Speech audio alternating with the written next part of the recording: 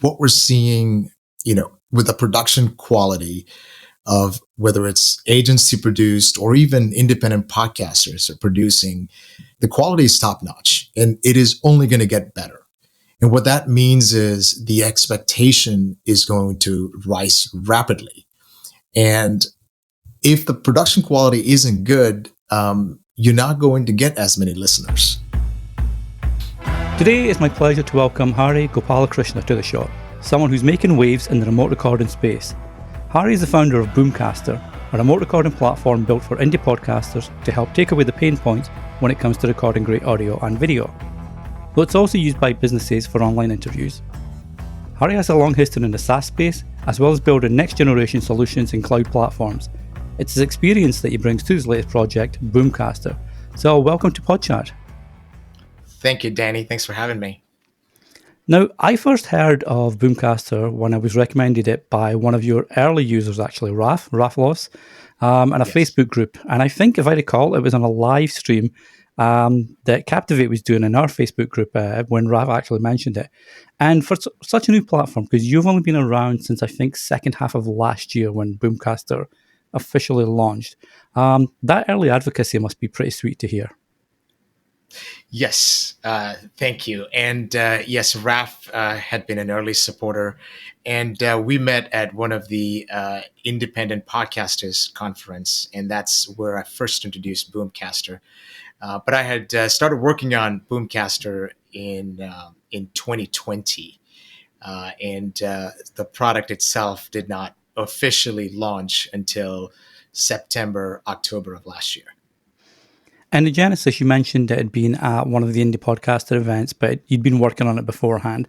And the genesis, it's something that a lot of podcasters will, be familiar with, and that's quality audio and recording quality audio when it comes to remote interviews. So, how does Boomcaster approach this problem? Yeah, that's a great question. As you probably know, the quality of podcasting in general is improving, and the expectations of audience and listeners are also going up. And that's pretty visible from, in general, the quality of podcasts that you listen to. My objective and my vision for Boomcaster is to make podcasting accessible to all, meaning I want the high quality video and audio recording accessible to all of the indie podcasters out there that are trying to tell their stories. I mean, audio and video has tremendous potential in influencing social, cultural, and our business landscapes. So, and we all know that podcasting is also a level playing field. And so having the ability to tell that story and allowing them to be able to tell their story and enabling them to tell their story, that's my mission. And you'd mentioned there that it crosses, obviously, podcasting crosses cultural barriers and it's very open source and the barrier to entry is getting lower, obviously. And you mentioned that you were looking to fix an issue with sound quality and video quality when it comes to remote recording. And originally, I remember back when I was using, say, Skype or Zoom, and that was basically the two platforms that you could choose from, and maybe something from Microsoft, possibly. I'm not sure. Yeah. But now you've got a lot more players in the field of remote recording. And I'm wondering, did you feel that Boomcaster was coming into a crowded space, or was there something that you were looking to fix that hadn't been fixed yet? Yeah, that's another great question. When I started, building Boomcaster, that was out of my own need. I had originally started a podcast back in 2020, April of 2020, which was a technology podcast, and my co-host was based in Houston, Texas. And this was around digital transformation for industrial companies. And I've been in technology all my life, and this creation of this podcast really got me into the technology of podcasting. And I recognize nothing around creating a podcast is easy, and it continues to be a complex and an overwhelming effort for most creators. And so At the time, I found myself trying to find a good platform to create audio and video and stream at the same time. Now, my desire at the time was to stream maybe some of the podcasts, not all of them, and record the others. And I found myself, juggling multiple products and still not being able to have good quality recording on both ends. And that's what set me on a journey to create something that's super simple. And I come from a fairly technical background. And if I couldn't figure this out quickly, I knew this was going to be a challenge for many people. And so my objective at the time was to create something simple, easy, and accessible to anyone to be able to record. And you'd mentioned there that you want, obviously, Boomcaster is a remote recording. It's known for remote recording video and audio, but it also live streams. And I'm curious about the challenges of approaching two very different, I guess, mediums and what's harder to try and, how many features do you have to put into place to support streaming versus, remote recording and what you do with that? So, when I first created even the brand Boomcaster, my vision was boomcasting to be a combination of all three, meaning being able to record while streaming. Now, there are tools out there that either does one well, and most everyone takes a shot at the other and does an okay job at it. But my objective is to create something seamless where recording or streaming while recording is boomcasting, right? And I want that to be a single act. It could be a single act if someone wants it to be a single session that's both streamed and recorded. Now, in terms of challenges, there are plenty of challenges. We're doing this, inside of a browser. We are trying to make sure that there is no complexity around someone being able to join. It should be 1, 2, 3 clicks. You should be in. Even for a host, the process of making it simple enough that you're not juggling multiple pages and screens and buttons, being able to do this in a seamless way. And, within 1 or 2 clicks, you should be able to stream or record. And I believe we're there. Of course, there's always ways to optimize and improve and do better. But I've been super careful about adding functionality.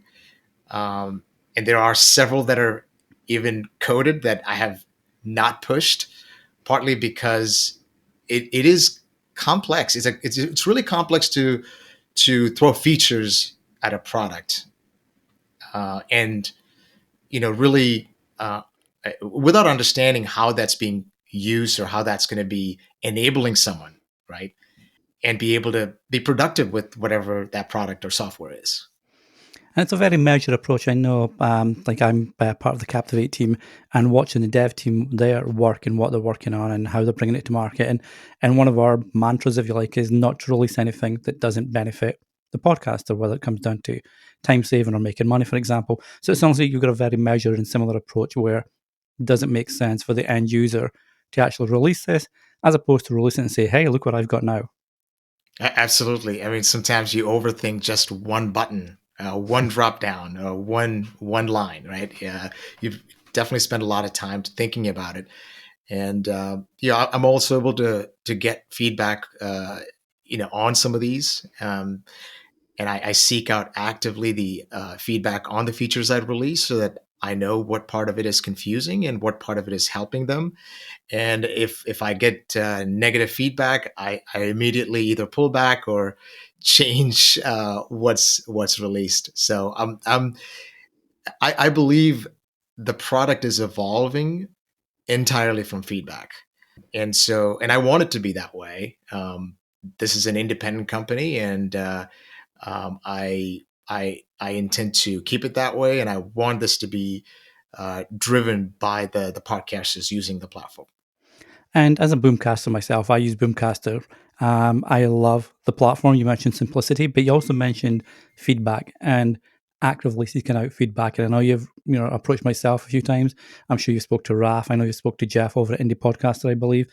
And it's really good to see a company, and a founder do that and get that. And it's clear that community feedback is a big driver of Boomcaster, and you're very open to that. So I'm curious, what feature or features have you released based on community feedback and user feedback? Very, very, basic things like what you see on the dashboard, what was, what needed to be seen there, how to be presenting that data. Simple things like what's in that drop down. Do I want to see what's upcoming? What's in, do I want to see everything at one time? I've had one podcaster share with me that, hey, I get distracted when I see too many things in one place, and I want a way to organize it. So it's very, very simple, but being able to segregate podcasts that are past and active and upcoming, and very simple. I mean, it's nothing complex, but even something as simple as how the data is presented on a dashboard, I've been seeking feedback from multiple people. And if you go within the dashboard, I constantly worry about, are people able to intuitively look at something and say, hey, this is where the recording is. This is where I need to click to share. This is where I need to click to download.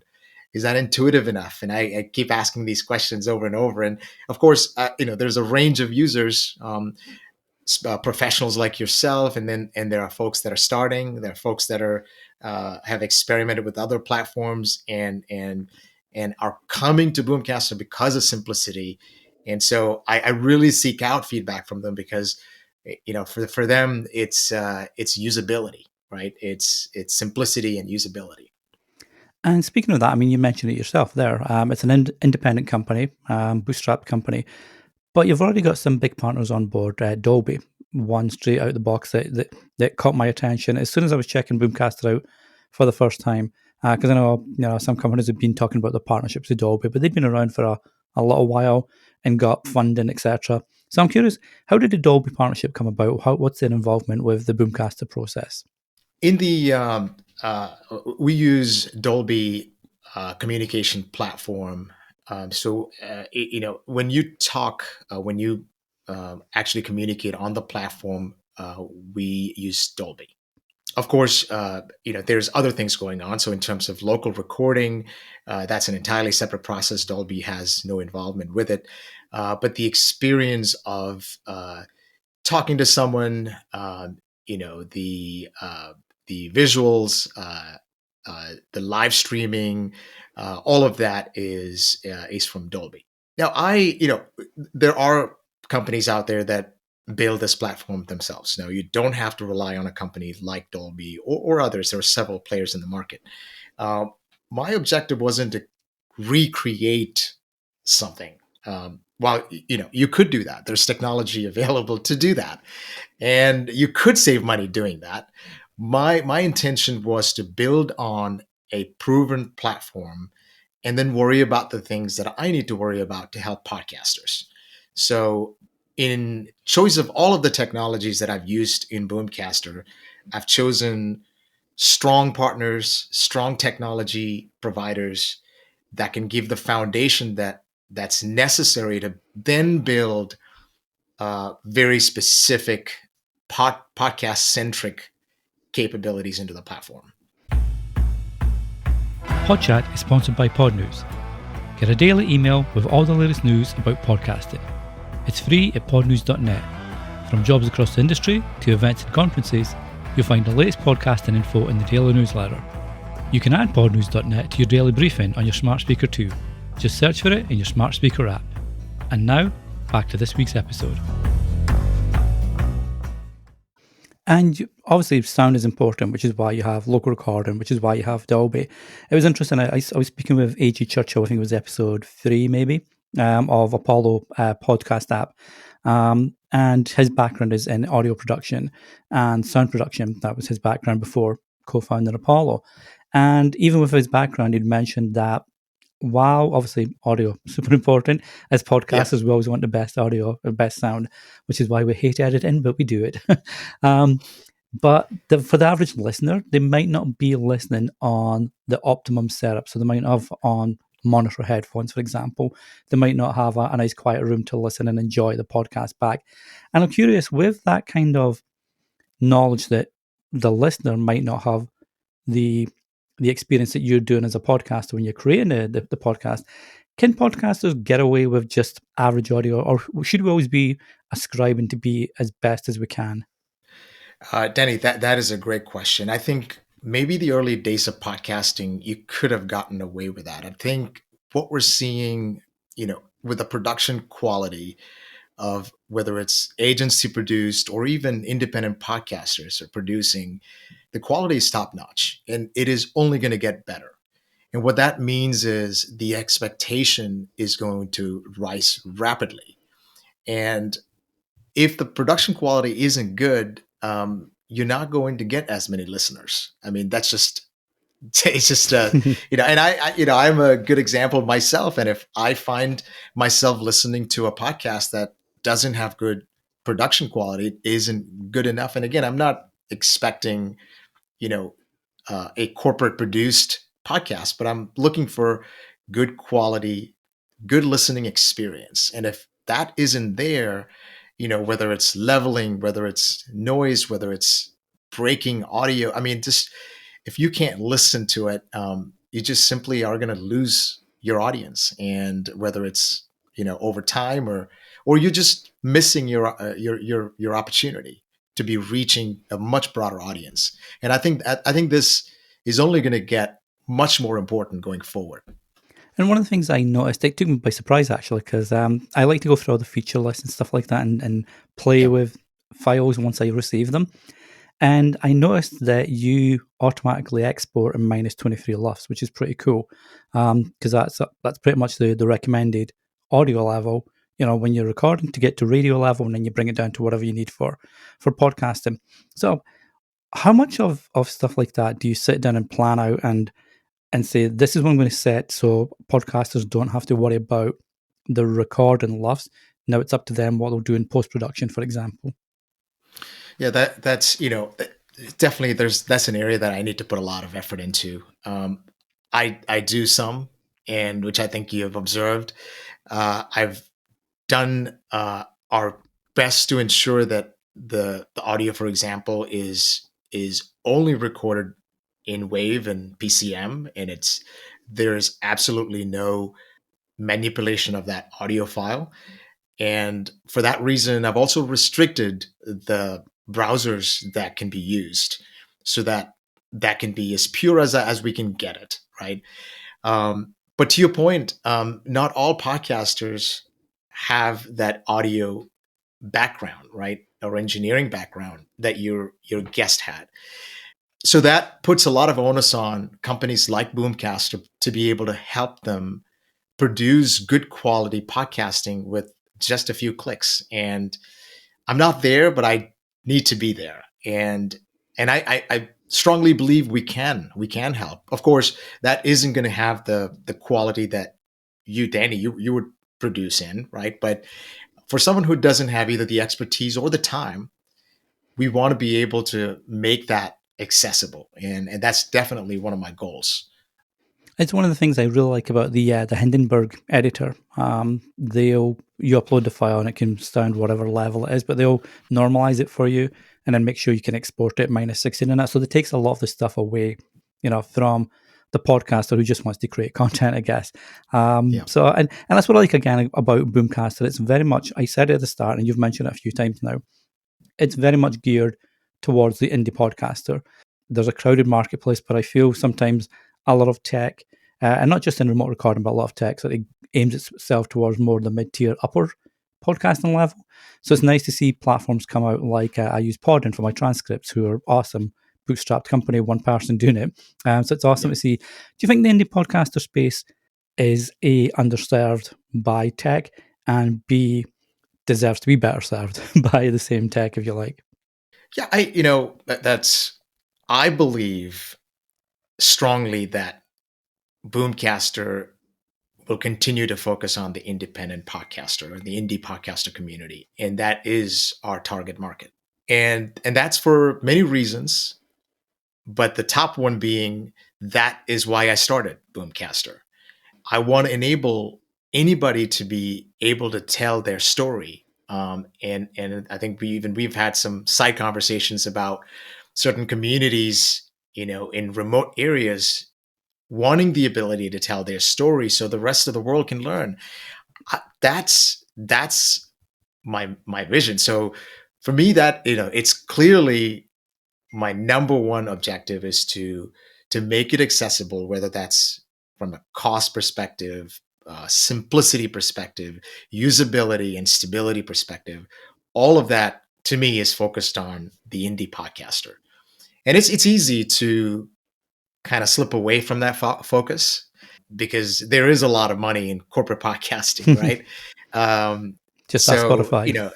yeah, it's nothing to take away from them, and I'm sure, I'm sure, that's a target market that folks are after, and but I'm not, that's not my focus. And you said earlier it's a self-funded project, Boomcaster Yes. Bootstrapped, yeah. So what are some of the challenges then in bringing a platform? Because there are a lot of moving parts. I'm not a coder, I'm not a developer, but I Yeah. work with developers, and I know how many moving parts can be be on a project, and that's with a team of developers. That's not with just one person. So what are some of the challenges then in bringing a project like Boomcaster, self-funded to market? And would you ever look for funding as a goal to continue bootstrapping as far as you can? Or So I think you pointed out there are many funded products in the market today, and they are driven by, of course, they have to be driven by certain objectives when funded, and that is not something I'm looking for.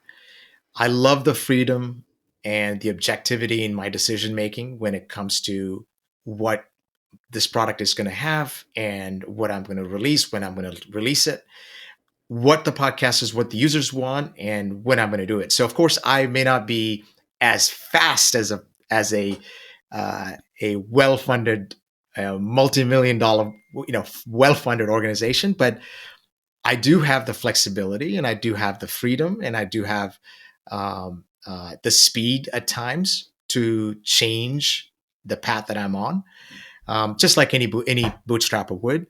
But it does come with its own set of challenges, right? It is expensive, and sometimes you have to trust yourself and trust the process, and trust the users, that they are guiding me the right way. And I believe in what I'm building, and I trust in what I'm building because I've been doing now this for almost a couple of years now, and I chose to not make it public for a very long time because I wanted to build this in private with a very small set of users, and so that's worked out really well for me. And so for many people that come to the platform for new and they're surprised that they haven't heard about Boomcaster, because it's fairly mature and it's been in production for a while. And I've also, you talked about challenges when you have a well-funded product. There is a significant amount of money to be spent on ads and marketing activities, and so when you're building it yourself, you're bootstrapping it. There is significant reliance on word of mouth, and that and of course the trust that your product is going to lead the way, and I believe in it. well, no, and one of my favorite reactions, I think, was Marcus when you had the chat with Marcus, um, and he's like an immense background in sound quality and engineering and audio production, and that's what he does for a living, obviously. And he obviously he came into the meeting. I wasn't on the call with you guys, but I know he came to that call with a whole bunch of tech questions and stuff like that, and he was super impressed with Boomcaster. So I love to see that reaction from Marcus. He's someone I respect immensely, and I lean on him a lot for audio tips and stuff. So to your point of trusting your users, but also believing in your product, I think that was a prime example. You've got someone like Marcus singing its praises. Yeah, and Marcus gave me a lot of feedback. I also have another gentleman just yesterday send me a very long email, and it was through chat, and he said, "Oh, I just realized that chat was super long. I should have sent you an email instead." I said, "Listen, I love these, whether that's a chat or an email, and this is absolutely important to building the product because an expert, an engineer, a specialist, like an audio specialist, like Marcus, is going to be able to quickly pick up on things that I could work on, and I can learn from. And I in that one conversation, I learned a lot from him. So I don't claim to know that I know everything, but I'm definitely learning every day from folks like yourself and Marcus and others. In Boomcaster, just taking it back to the beginning, it was started because of limitations on the technology at the time and your own frustration with these limitations. What limitations do you think still exist today in the remote recording space, especially because that's where Boomcaster sits?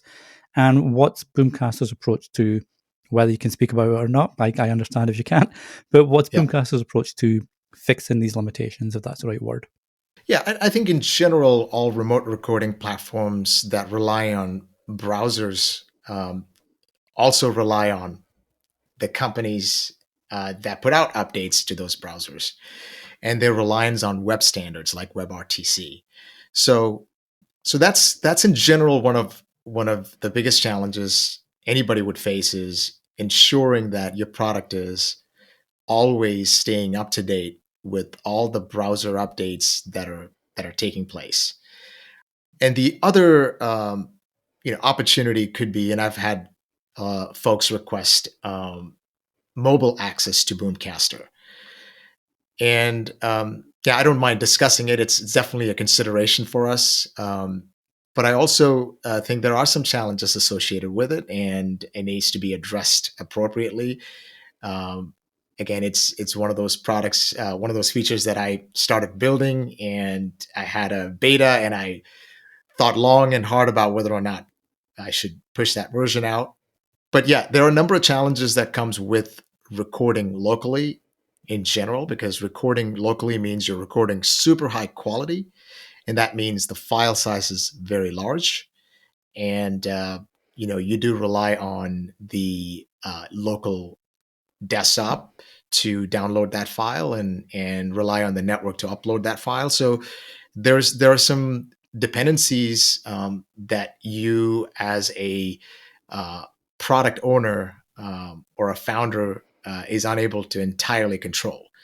And this is not just a Boomcast limitation. I would say this is a limitation for any product that operates in the browser, tries to handle heavy files. I recall when I first started watching YouTube a few years back, and I was just impressed if I got more than like 30 frames per second. I thought that's awesome, Yeah, but that was again limitations in the browser. But I guess at the same time, you don't want to be going the route of installing a downloadable correct. desktop app because that takes away the whole simplicity of get a link, log in, and you're good to go. Yeah, and you're right. And beyond the simplicity, there are times when you cannot install something because of restrictions on a laptop. For example, there are folks that are recording from, let's say, a work laptop that may or may not allow any sort of installs.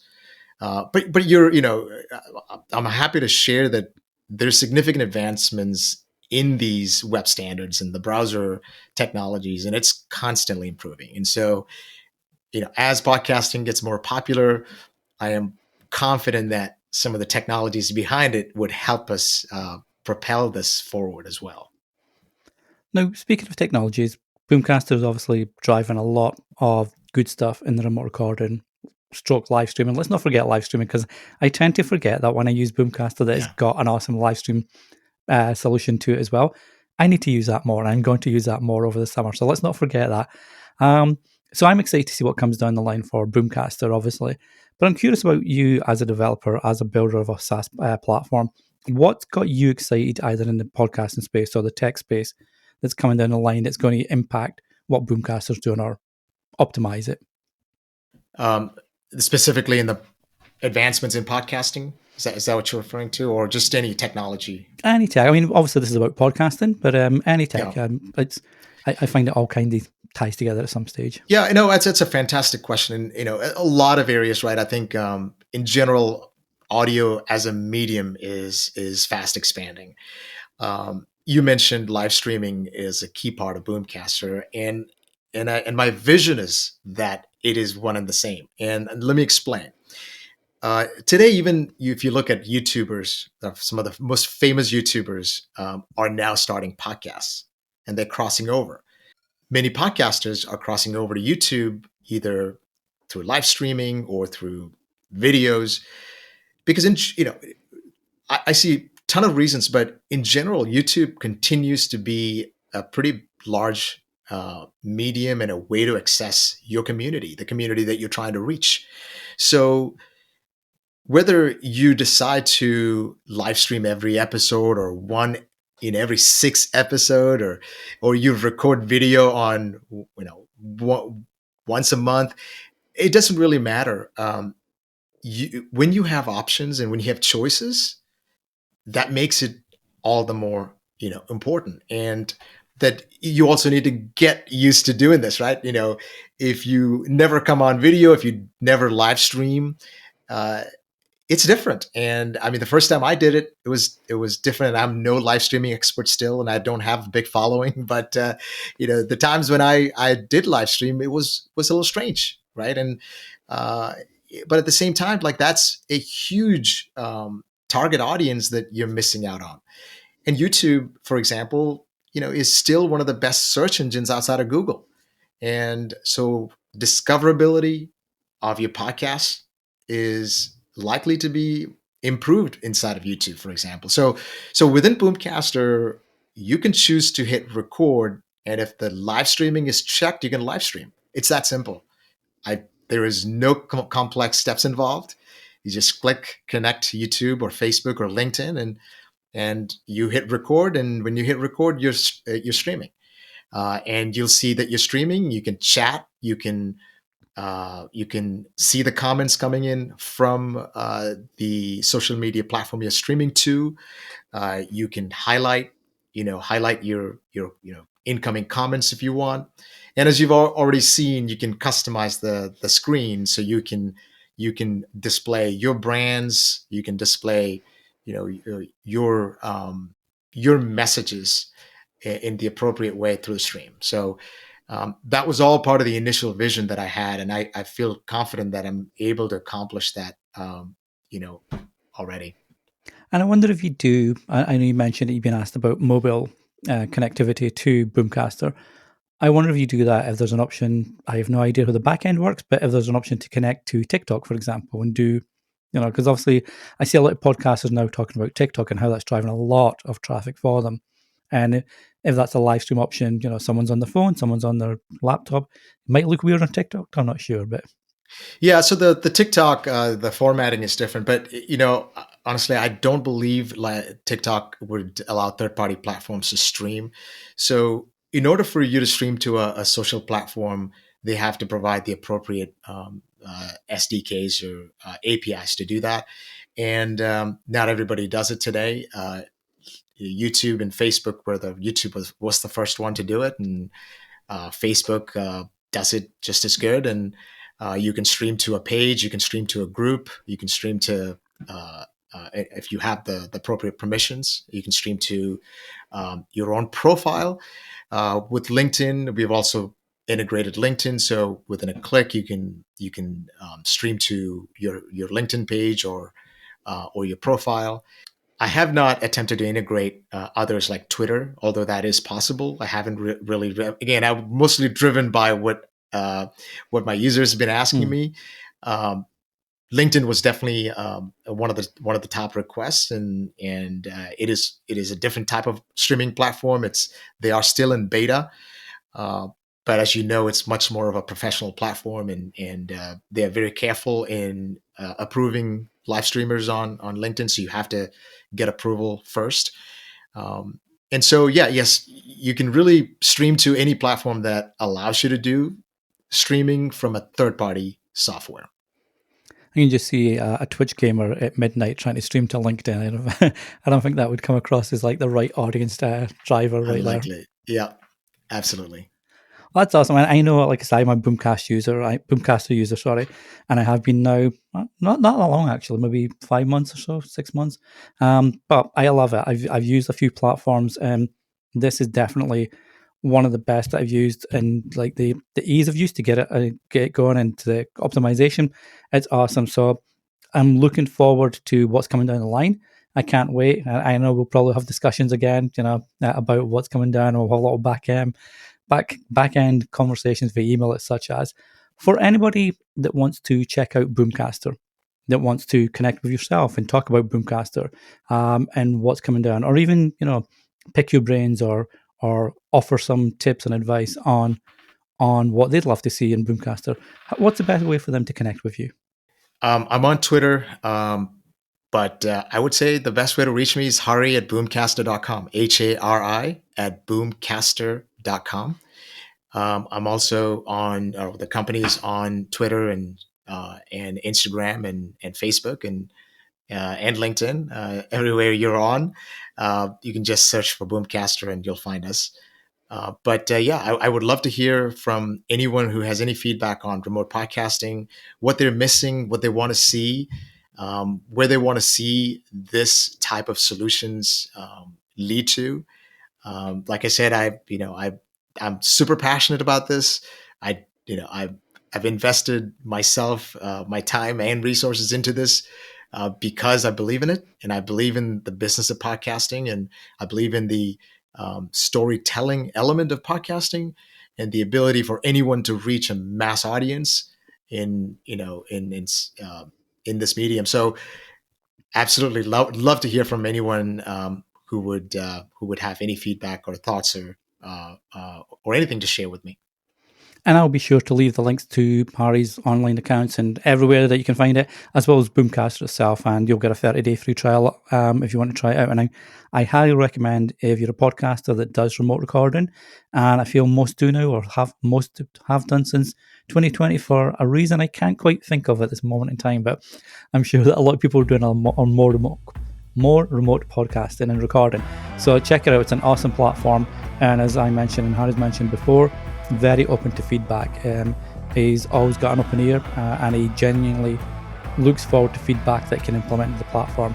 So again, Hari, I appreciate you coming on today and talking about Boomcaster. Thanks for having me, Danny. I really appreciate this.